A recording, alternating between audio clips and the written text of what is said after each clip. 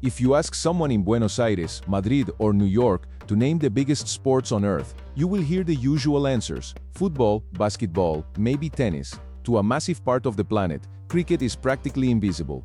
It is an enigma, a game that can last for days, with rules that seem impossible to understand from the outside.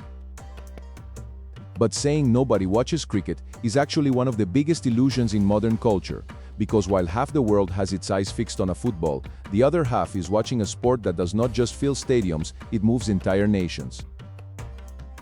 You might be wondering, why is a creator from South America, the cradle of football, talking to you about cricket? Well, because from this side of the ocean, where football is a religion, it is impossible not to respect and admire it when another culture feels that exact same fire for their own sport. Today, we are breaking down the myth of why the world divided this way, and how two sides of the planet chose completely different paths to define who they are.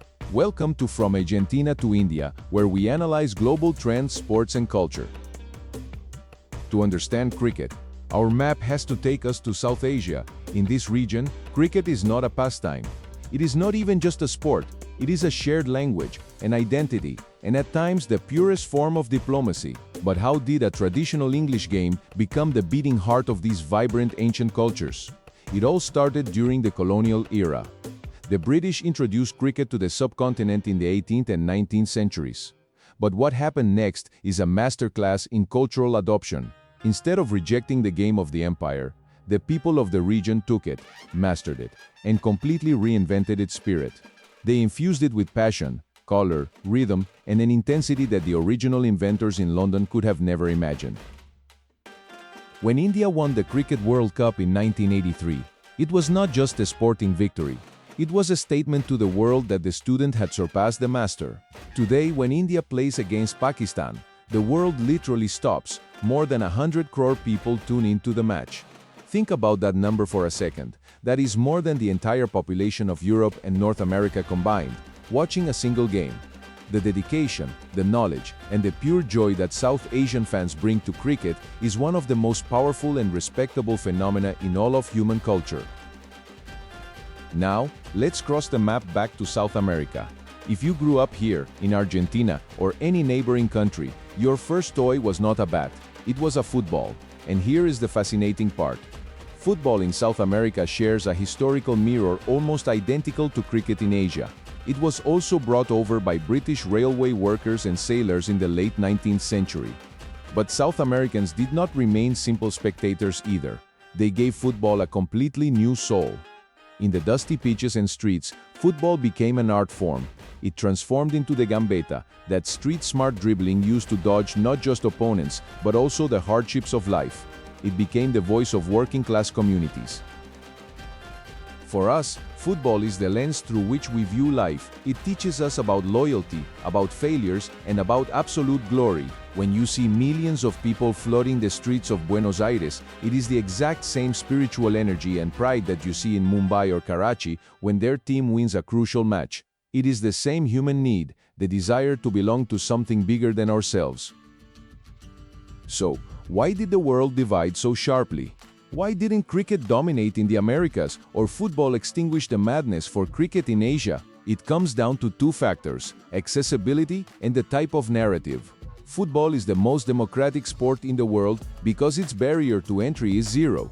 All you need is something that rolls a ball or even a pair of rolled-up socks and 4 stones to set up the goals. It fits anywhere: a favela, a concrete street, or a backyard.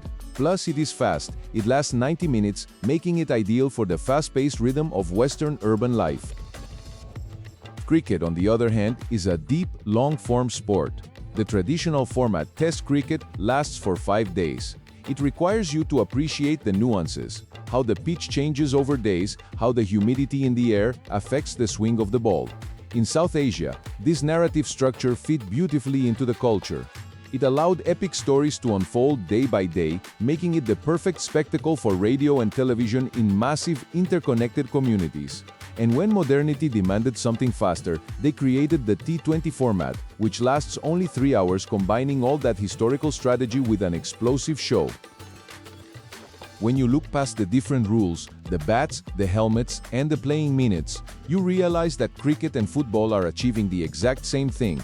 They are elevating the human spirit. The kid practicing his bowling technique under the extreme heat in Karachi has the exact same dream as the kid practicing his free kicks against a wall until the sun goes down in Rosario. They are both chasing greatness. They are both looking for a way to make their families and their countries proud before the world. So, going back to the beginning, nobody watches cricket? Not at all. The reality is that billions of people live cricket with a passion that should inspire any sports lover, and billions of us live football with that exact same fire.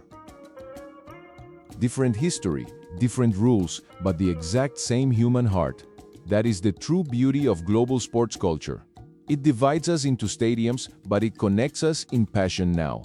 I want to hear from you, the community of this channel. From what part of the world are you watching, and what is the sport that defines your culture?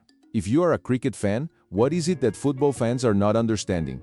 And if you love football, would you give a cricket match a chance? Let me know in the comments below, as I read them all. Don't forget to like the video if you enjoyed this perspective, subscribe to my channel for more analysis on global culture, and I will see you in the next video. Bye.